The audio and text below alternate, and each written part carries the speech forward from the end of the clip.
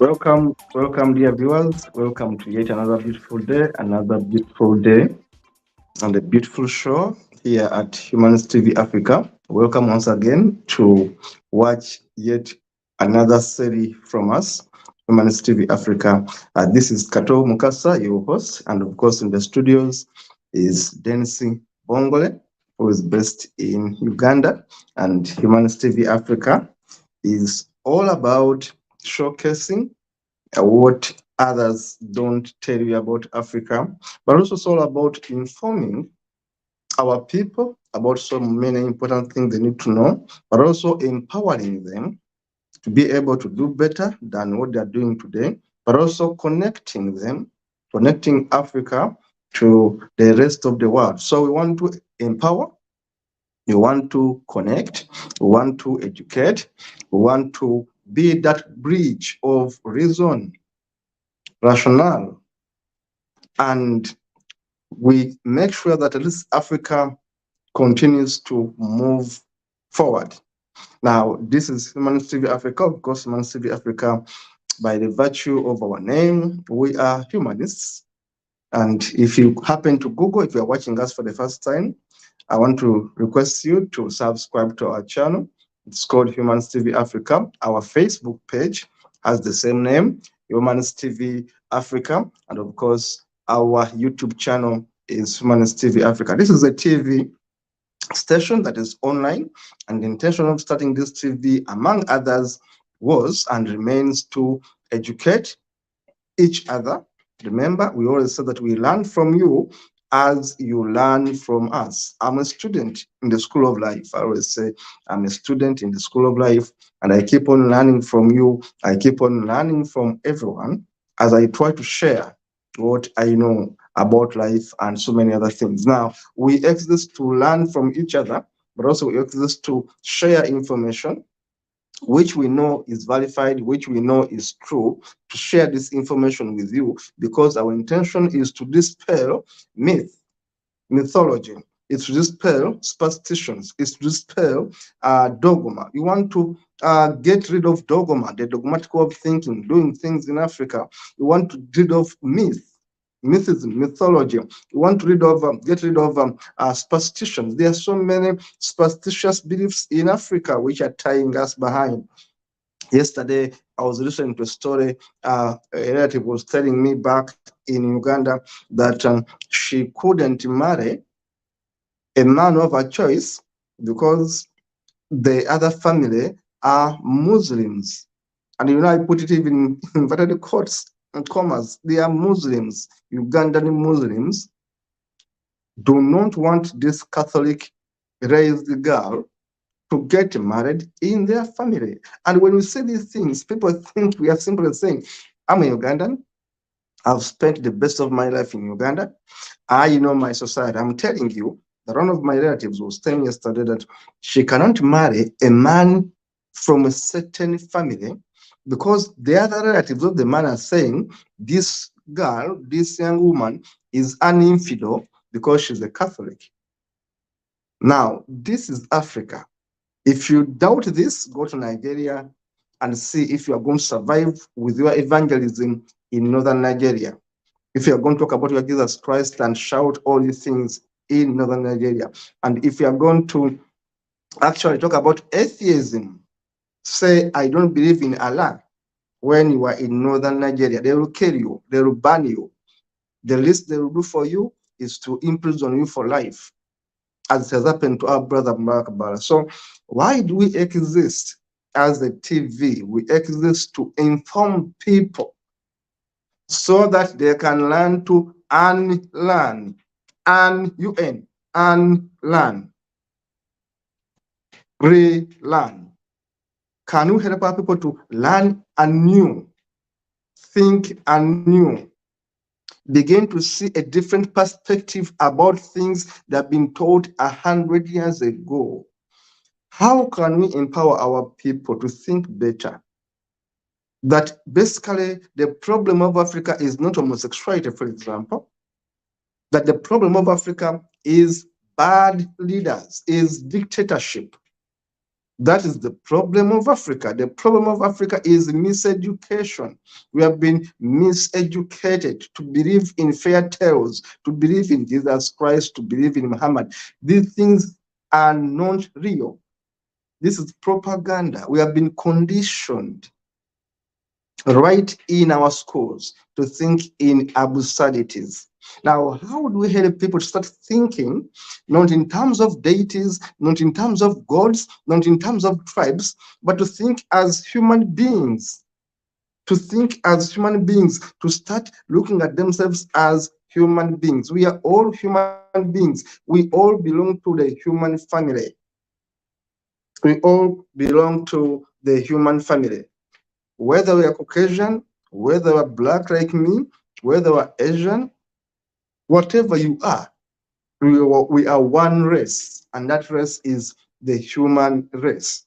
Now, why do we exist as a TV to talk about this thing? Because racism has divided the world. Because racism has led to death of millions of people. Because ignorance has killed millions of people in Africa. Ignorance, including treating simple illness, things that can be treated by a mere tablet. People are going into shrines in Africa. Now, that is ignorance. Now, why do we create this TV station and why do we come to you every day? We want to spread the good news of enlightenment again. We are in the age of information. That's why I take time to tell you why this TV exists in all my introductions. Because I know that each day there is someone who joins for the first time. This is Human TV Africa, and today I'm going to talk about Africa and her competitive advantage, and this is episode 2, Africa and her competitive advantage, and this is episode 2. Thank you so much, Dennis, for the show. Now we are starting the segment, Africa and her competitive advantage. Now, when we talk about competitive advantage, we talk about things that we can do better in Africa, and we edge a little bit.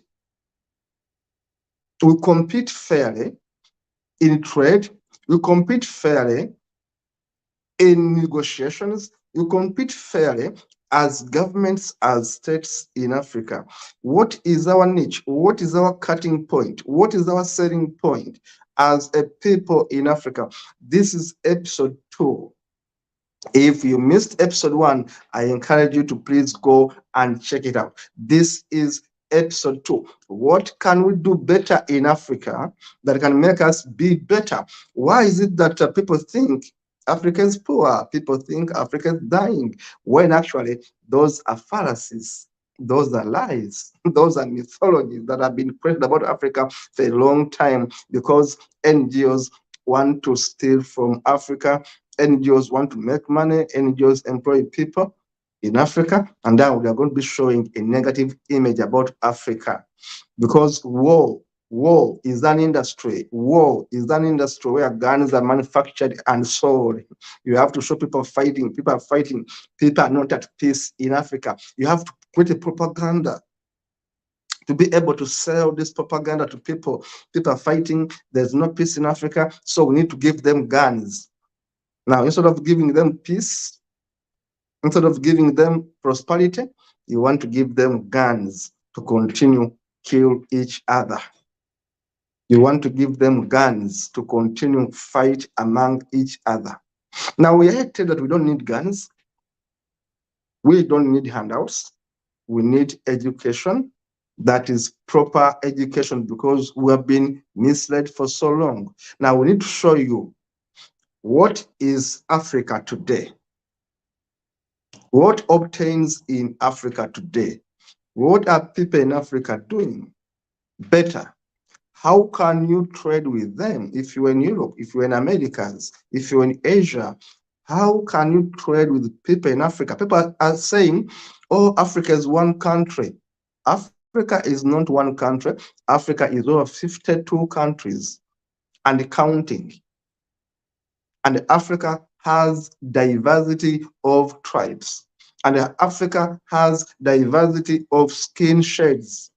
Not everyone in Africa looks like me. I'm a bit chocolate brown. They are dark people. They are jet black people. Yet they are extremely brown people. Yet they are also Caucasians who are who are Africans. They are called Afrikaners. They are Afrikaners in South Africa. They are people who are Caucasians, but are properly Africans because all of us are Africans anyway. And how do you call people who have been staying there for the last 500 years, for the last 1,000 years?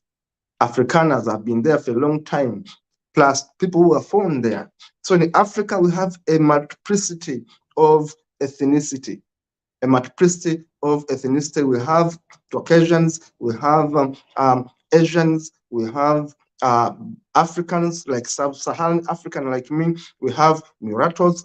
Yesterday, I was telling someone a story, but I told it here that actually my brother, I call him brother, I refuse to call them half brother or whatever. My brother is halfway Caucasian and halfway African. Very African, and that's I grew up calling him elder brother, Baba, Baba, Baba. That's how we call them, because the father was from United Kingdom, and the mother, who happens to be my auntie, of course, was an African. Now that is the mulatto system, the mulatto race. People who are mixed that have grown up in Africa. My own family has witnessed this. As I told you, the first boy in my family actually was an adopted son of my auntie. But all of us grew up knowing that actually he was the firstborn. Now that's how rich we are in Africa. That's how cosmopolitan we are in Africa. We are one family with a multiplicity of people. And look, what did my brother do? He ended up marrying an Indian. Now, you see, he's a mulatto marrying an Indian. Now, how would you call that kind of family?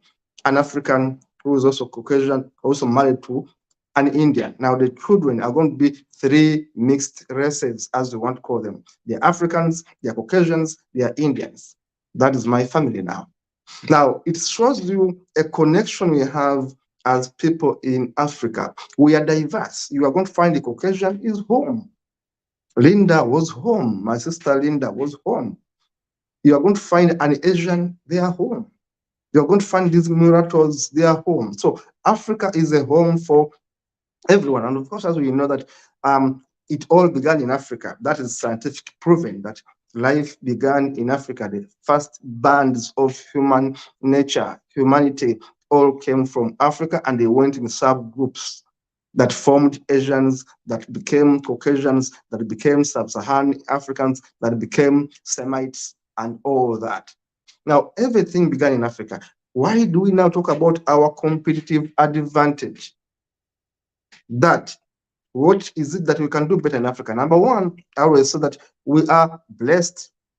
I use that word sparingly. We are blessed with fertile soils. That's why Africa was called Kemet, the land of black soils. Much of Africa was actually called Kemet. When you look at antiquity, antiquity is the history before the history, antiquity in brief. When you look, we go back into antiquity, Africa was called Kemet. Then Africa was called Kush. Then Africa was called Egypt. There are so many ways of calling Africa. Africa was called Ethiopia. When you look at all these historical books, they talk about Africa in different versions. Africa was called Nubia. Some of these books will tell you Africa, they will say Nubia, they will say Kush, they will say Ethiopia, they will say Egypt, they will say Kemet. All of them are talking about Africa, the land of black soils. Now, Africa for a long time has been known for the fertile soils. It brings us to one point, agriculture. I come from the source of the Nile, which is Uganda, the longest river in the world. To me, is the Nile. And I come from that source of that river. It goes right from my country in Uganda and goes up to Egypt. It's the longest river in the world. And I come from the source of that river. Now, we have the most fertile soils in the world. I always say that sparingly, that my country has the most fertile soils in the world. That's why Winston Churchill, a Briton, referred to my country as the Pearl of Africa. He was right. My country is the Pearl of Africa, with the source of the Nile, with the mountain, with the wildlife, with the most fertile soils in the world. We have an added advantage. Whatever you put in the soils of Uganda will come out. I grew up in the 70s and 80s, and we are budding farmers. My grandparents were farmers, had lands, and they were farmers. They were cattle keepers, they were farmers. But we were blessed with nature.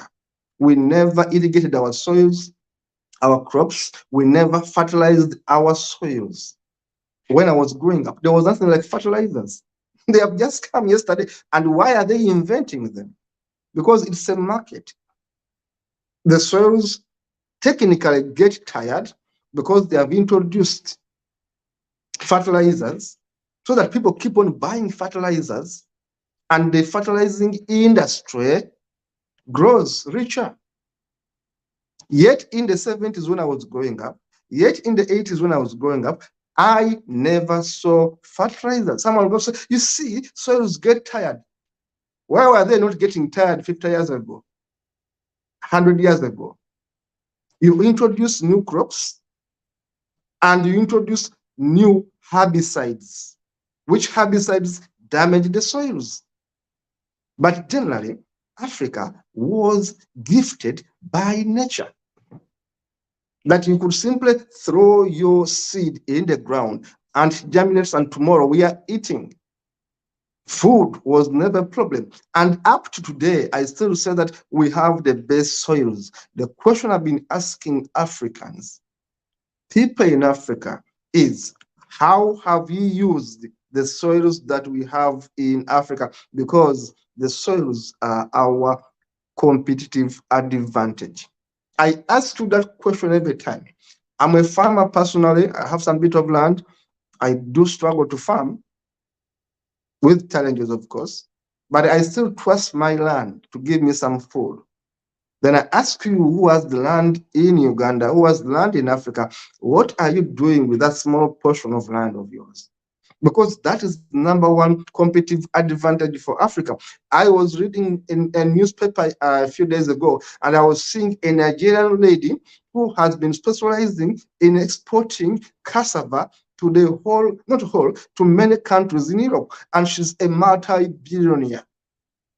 A Nigerian lady who specializes in cultivating cassava on miles and miles, not acres, miles and miles of land in Nigeria. And she's exporting cassava to many European countries. And she's damn rich. She's employing thousands of people. Now, that is the competitive advantage of Africa. Unless we realize that agriculture is not bad, we won't move forward. We must realize that they miseducated us to think that we must study, become lawyers, become administrators, and work in offices. That therefore, white-collar job is the way to go. White-collar job is not available anymore. There are very few white-collar jobs. Yet our land is looking at us. Yet our fruits are looking at us. Yet our vegetation is looking for us, and that is money. Before we talk about minerals, what have you used the land that you have by nature, the land gifted to you by nature? I want to use this television to encourage people to go back to farming, because this is where our competitive advantage is. In the UK, a small box of bananas, which has about 20 fingers, costs 30 pounds. A small box of bananas, which has about 30 fingers, 30 fingers of matoke, 30 fingers of matoke are going to cost you 30 pounds. It means that each finger of matoke is going to cost you £1. Now calculate that back home in Uganda. Now, the guys who are able to export these bananas to Europe, who have the licenses, are making money. An avocado, a small one, goes for £2. And where do they come from? We all know where they come from. Now, why don't we grow these things where we have a competitive advantage? And all of us have been trained to think that we are going to work in offices. Yet we leave our lands idle, unattended to, and actually we sell our lands. I don't even call it lands. We sell our lands. And we go without food. Yet we would have been doing far much better. Now, Africa, wake up. This is the competitive advantage. Agriculture is number one. Number two is tourism. We are gifted by nature that everywhere we go, you are going to see animals. Animals. We have national parks almost everywhere in Africa. We have animals that we rarely see elsewhere in the world. Animals in Africa are so special that you rarely don't see them. You don't see them in much of the world. Many countries have lions as their symbols, and they don't have lions at all. So they must come where lions are to have a look at them, or they are going to pay and take them. Or initially they were stealing them to take them to these countries without lions. But we have all these lions, zebras, cheetahs, and everything. Elephants, you have them in Africa. Now, how about starting a tourist attracting company? How about encouraging people to come and simply visit these sites? Look what Kemet, call it ancient Egypt now, where the capital of Kemet was. Look what is there. How do we attract people to come to Kemet? Look at the rest of Africa. Look at East Africa. Look at West Africa. All these historical sites are a source of tourism. Now, what we are doing right today as people in Africa is that many governments are constructing roads. Many governments are constructing roads, and I salute them for the roads. The standard East African Gauge Railway in Kenya that is cutting across, it's a wonderful project. When I was in Ethiopia, I saw the railway system. I saw it was actually very good. Their bus system is very good. The roads in Ethiopia are so good. When I was in Ghana, I saw the same thing. The roads in Ghana are so good. Ghana is one of the most beautiful countries in the world. When I was in Tanzania, I saw the same thing. Tanzania is one of the most beautiful countries in the world. Rwanda, Burundi, I've been there. These are very beautiful countries in the world. Kenya is a beautiful country, Mombasa, and all that. Now, all these are beautiful countries in Africa. Even Somalia, if I show you photos from Somalia, they say it's a war-torn area. Somalia has very beautiful sites. And today, we have so many roads now connecting one African country to another, very good roads that connect one African country to another, which means that roads are going to bring in business. Roads are going to bring in business. And because of that, we are going to prosper. Now, how do you use the roads to move forward? So Africa has this advantage now that we have now roads in place. Many of the roads now are done. At least the roads that connect country to country are done. Forget about the feeder roads, which may be a bit troublesome. But at least roads that connect country to country are done. Radio system is done. Now, how do we use that as an advantage to market our produce? Remember, we are so strong in soils. That's where our gift is. Our gift is with our nature. How do we protect our nature? We have soils to give food. Everyone eats. No one doesn't eat. If you don't eat for 40 days, you'll be dead. In fact, a man dies before even the 40 days elapse. Put a man in a store, don't give him food for 30 days, you will find a dead man there. A woman may survive a little longer, but a man is going to die in no time without food. So food is a must. Now we have the food, produce it. You have the rains, use the food, use the soils. How do we use our soils as people in Africa? It's the question I've been asking. Before you begin shouting about no jobs, all of you shout about no jobs. The question is, how have you used the nature that you were born into? Because nature models you. what modeled Europe to become the Europe it is today, it was the harsh nature of Europe that made people to start thinking, how do I deal with snow? How do I deal with winter? I must create a cloth that is warm. I must invent a machine that can warm the house. How do I deal with snow? How do I deal with winter? They became thinkers because the environment forced them to think. You either think or perish. I repeat that. You either think or perish. So their survival as Europeans, as Americans, as Asians was dictated by the environment they grew up in. The environment was harsh. They had to use their brains because they are people who can think. Today they are far. Let us accept they are far than us in terms of because they use their brains to think. They thought about innovations. Now, for us who have almost everything, you don't have snow in much of Africa. You don't have winter in much of Africa. In Uganda, 12 months are good. 12 months of Uganda are good. We may have a little floods here and there, some rains, but they don't even last long. Now, why don't we use the 12 months to better ourselves? I always say that Africa does not need handouts.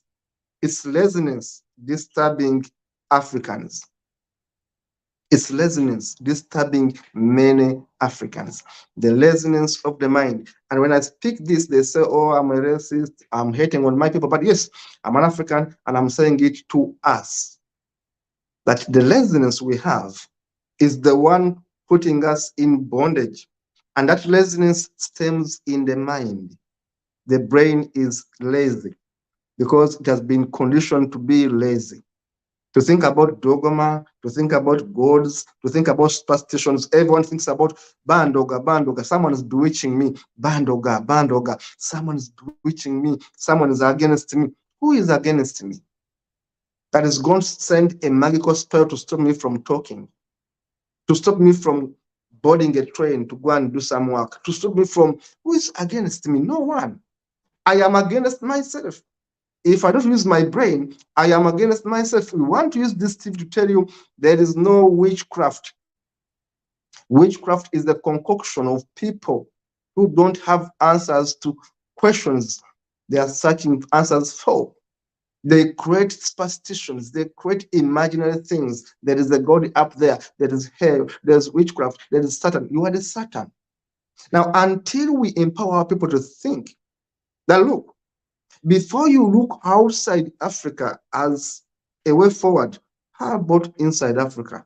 If you have peace of mind, no one is chasing after you, no one wants to kill you, you're a free man, you have lived a quiet life. Why don't you use your quiet life to make a living for yourself?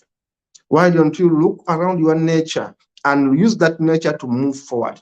I've got examples of Uhuru Sarubiri, one of the young men I inspired to go into business.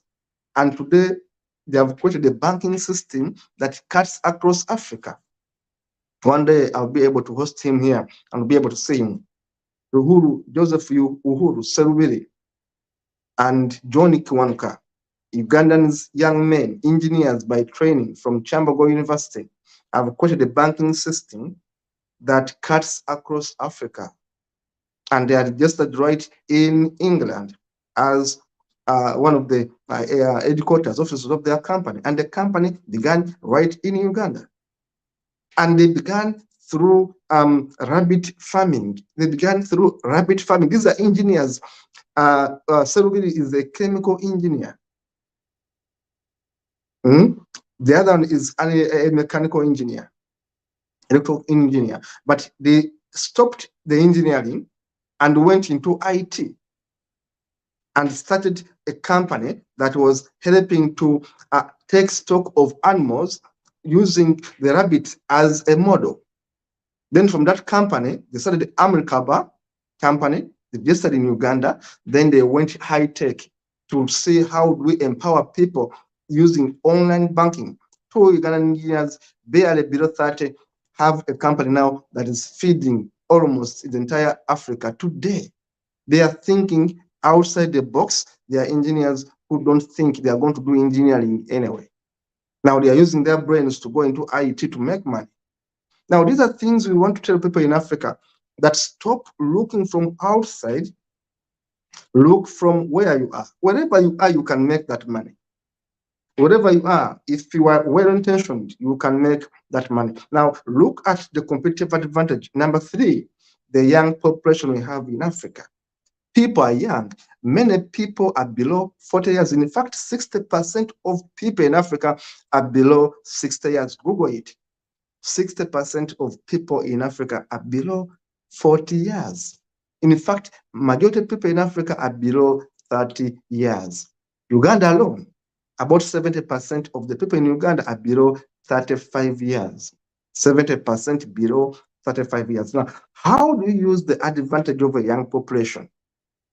You encourage them to become industrious.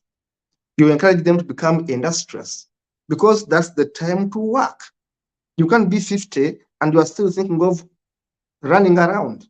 You can only do that between 15 and 35 because you have the energy going for you. So how do we encourage young people to be industrious in Africa when we have the majority of them thinking? How do we get them off sports betting? How do we get them off drugs? How do we get them off gambling? This is why this TV exists, to tell you what we can do to get ourselves out of poverty, to stop religious nonsense that was given to us by our ancestors. Remember, we have traditional religions. Never look at Christianity alone, Islam alone. No, we have traditional religions. We have shrines right in our homes. That is dangerous. Shrines where you get your money and take sacrifices. That is dangerous. You don't think enough. You think in witchcraft. You think someone is against your life. No one is against your life. You are against your own life. Where is the advantage of Africa? Our agriculture, our nature, our wildlife, our good roads today. And to make it, crown it all, our young population. This makes us better as people in Africa. Dennis, let me invite you, my brother, in the 17 minutes I have left. Please run the slides very fast, brother. Run them very fast so that I don't go beyond the time. Let us look at our advantage in photos. Then, please. African competitive advantage in photos. Look at Lamu Island in Kenya. Very beautiful. I've been there. I've been to Lamu in Kenya. I can assure you, Lamu is beautiful. Dennis, please run. Run very fast, brother. Run very fast. I want to be in time.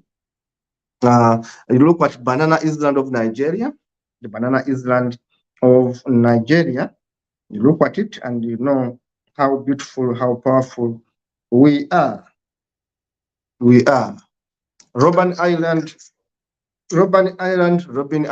of South Africa. Look at Robben Island of South Africa. This is where Nelson Mandela was arrested for 27 years. Look at the culture, the Toposamen, tribal body marks. Some people actually want to go and touch them. That's culture. That is culture. Then let us move on, brother. Let us move on. Yeah.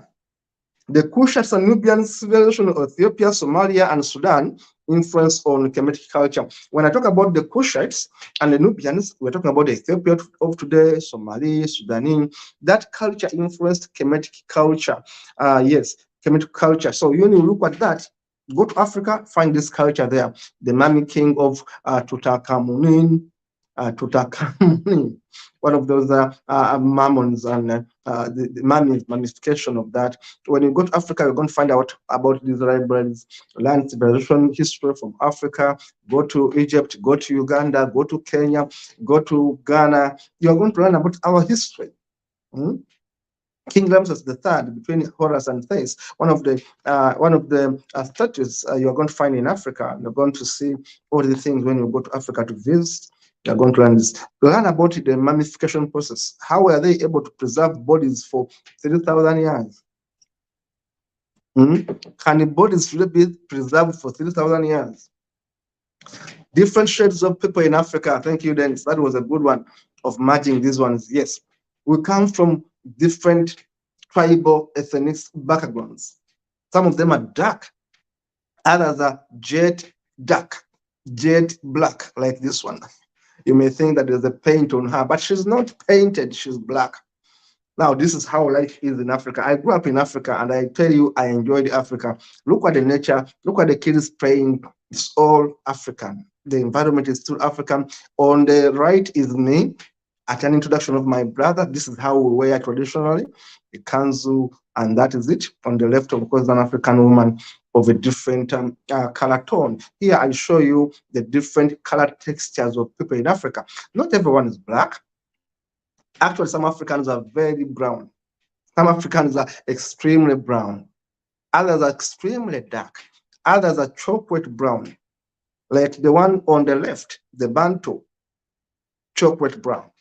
Yet the Hamites and the others a bit light skinned. So Africa has all these people. And look at these eyes, the special eyes, the sapphire eyes of these young boys. All these are Africans, by the way. Look at the Maasais there, they dress that way. Look at the Sudanese there, the Dinka girl, tall, black. Look at the woman here, chocolate brown, and says, I say the saying of African, the sun is the chua. The sun is a chua. They used to believe so much in the sun because the sun made agriculture possible. Without the sun, how do you do agriculture?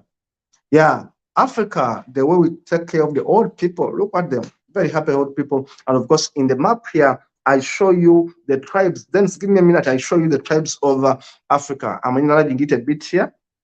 I want to show you the tribes of Africa. In Africa, we have Arabs. Arabs are part of Africa, but in a place called, a region called the Maghreb region, we have the Sahrawi, we have the Tuareg, we have the Tubu, we have the Sara, the Fura, the Hausa. These are all in West Africa, the Fula, the Mosi, the Fulan there, the Kanuri there, and of course the Zande in Central now. We have the Central, in Central we have the Zande, the Banda, the Dinka, the Baya, the Ngara, the Budu, the Telogo, the Moro, the Kuba, the Congo, the Ambudu there. And of course in East Africa we have this, the Kamba, of course, there in East Africa. We have the Bemba, the Chwa, the Mukua, the Yao. Of course, they have the Ganda there, the Tonga, the Shona, the Marawian. And of course, we have the Ganda. Of course, I've said talk about the Ganda. We have something in the south. We have the Swana, the Namakoe, the Afrikaner. I talked about the Afrikaner who are actually Caucasians.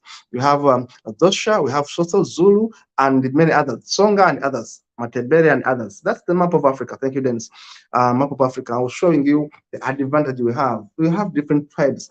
I grew up in an homestead which resembled the one on the left.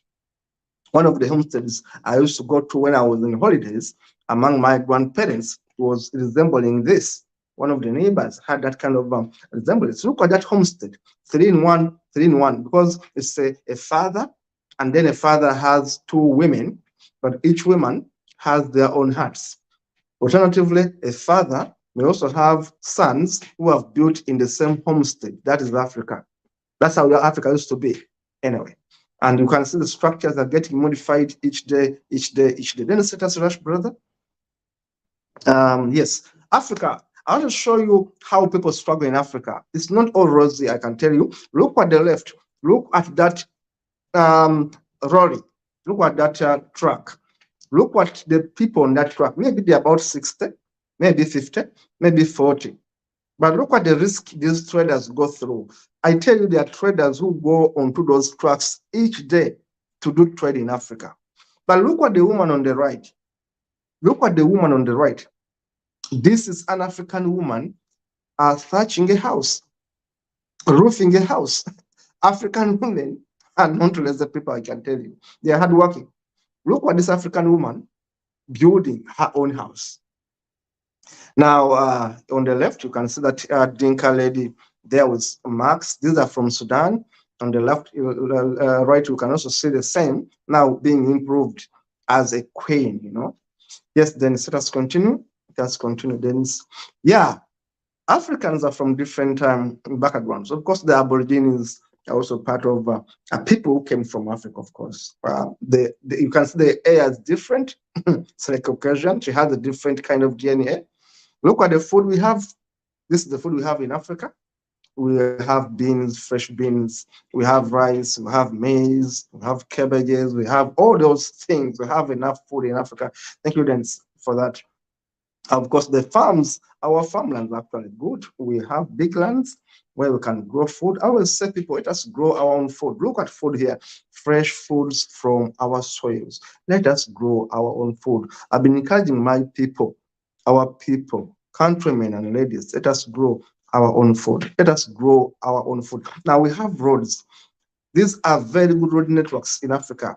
These are roads actually in Central Africa. Then let's continue, please, with the roads. Central Africa, North Africa, brought you roads from all over. Cameroon, road connecting with Nigeria. You can see the road is so good. It means you can do trade. These are roads. Then let's continue. Roads being constructed in Togo as I speak to connect Togo and the neighboring countries. These are roads I've been doing research to show you that Africa is not dying. Africa is not dying. Abidjan port in Cote d'Ivoire, Abidjan Cote in Cote d'Ivoire, developing, doing trade, linking Cote d'Ivoire with other areas in the region. Now look at this beautiful road in Nigeria, linking Nigeria to the neighboring countries. The new Yenagoa City Road. Look at the road and look at the environment. Look at the soils. I always look at the soil. I tell people, look at African soil. That's where the gold is. The Sabagama Ekroma Road, again, somewhere in Nigeria. Look at these roads and look at the land available. The free land, free green land, healthy green land. How do we utilize this land? Look at Mombasa. I've been to Mombasa, lively place. Look at Mombasa terminals. The Mombasa terminals, I mean the trains, the buses, the roads in Mombasa, Kenya itself, the roads connecting East Africa. Kenya is doing extremely well when it comes to the road network. Why don't we go to Kenya? Kenya is going to connect you to Uganda, to Rwanda, to Tanzania. Kenya is the gateway for East Africa. Let us go to Kenya. Look at Kenya's Mombasa. Look at the Mombasa port. I've been there. It's a beautiful port, beautiful place where all these things are shipped, dock, and goods are exchanged. This is Kenya, beautiful country. Why don't we go to Kenya? Kenya is one of the biggest economies in East Africa. I encourage people to go to Kenya and do business in Kenya. Kenya is a gateway for lots of trade. You know, the Kenya Airways is a very good place. Of course, I've been to Jomo Kenyatta Airport several times. I know what I'm talking about. Kenya is doing extremely well when it comes to tourism, and the infrastructure is marvelous. Of course, this is still Kenya. I'm showcasing Kenya today. Look at Kenya and how beautiful Kenya has been. It's a good time. You know, the ports, the waters, you know, everything has been good for Kenya. Wildlife in Africa, I want to show you what happens. When you go as a tourist, be prepared to find animals in the road. They are trying to cross. Be prepared to find elephants, cheetahs, all these things, all these animals come freely. They move freely, so you have to drive slowly. You see, I took these photos from a documentary I was watching about Africa, and the animal was surrounding the car where tourists are. This is a lion surrounding a car, but the man was up on top of the car and was safe. And the other man was taking a video. So animals are going to be there. They are friendly sometimes if you are also friendly to them. Look what that exodus of those animals crossing in East Africa, crossing from one area to another. That's exodus. When you go there and watch them, believe you me, you are going to leave Africa with a new insight about Africa. You're going to see life. Africa is not dying. There's a lot of life in Africa. You're going to love Africa. Look at how they are treating animals. How they're treating animals in East Africa. You know, they go there, they have these zoo people, they have guns, of course, they are soldiers, game rangers and all that, but they take care of the animals. They don't want them to die because animals give us life. The African Wildlife Channel has been very good to us, giving us all this information. Look at the chimpanzee trekking in Uganda, my country. In Uganda, we have chimpanzee, and people go there to do the trekking. I've been encouraging people to go to Uganda to do the trekking, and many of them after have gone there to do the trekking, to see animals, to see chimpanzees. Queen Elizabeth National Park. Look at our beautiful road here in Uganda. The beautiful road there are connecting Queen Elizabeth to the rest of the world, and of course, taking you through the park. It's a beautiful road.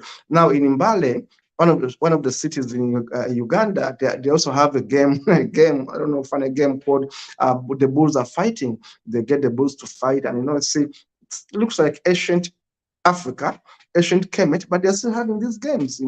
Bulls come and bulls really fight, and people enjoy it. Now, this is Africa. This is Africa. This is Africa, Dennis. Mbale City, of course, Mbale City, I've been there. Mbale City is a very good city. It has a hill. People call it a mountain. It's not a mountain. It's a very big hill. It's a very quiet, warm, not so warm place. It has a very beautiful environment. Sometimes I look at Mbale as Sweden, as part of Europe. Mbale has a very beautiful scenery. Just like I was in Kasese. Kasese is in Western Uganda. Mbale is in Eastern Uganda. But all these places, you go there and look like you are maybe in Netherlands. The atmosphere of Mbale is far different from the atmosphere in Kampala. Mbale is cooler. Mbale has these neighbors crowds and all that. And the same applies to Kasese. The same applies to Kisoro. I've been to Kisoro. The same applies to Kabale. I've been to Kabale. Go to Kabale, the border between Uganda and Rwanda. Go there, see how beautiful Uganda is. Go to Rwanda. I've been to Rwanda. Rwanda is a very beautiful country. I repeat, Rwanda is a very beautiful country, built between hills. People call them mountains. I was in Kigali, and Kigali is so lovely. Wherever you look at hilly places. Africa is a good country, a continent. Africa is a good continent. These countries are lively. They have lively people. Our people are welcoming. Our lands are good. The environment is good. You can go to Uganda any month of the year and you feel at home. Trust me, those who have gone to Uganda, I've been encouraging them to go to East Africa, to go to Africa. They will tell you, you are in Uganda, you are in Kenya.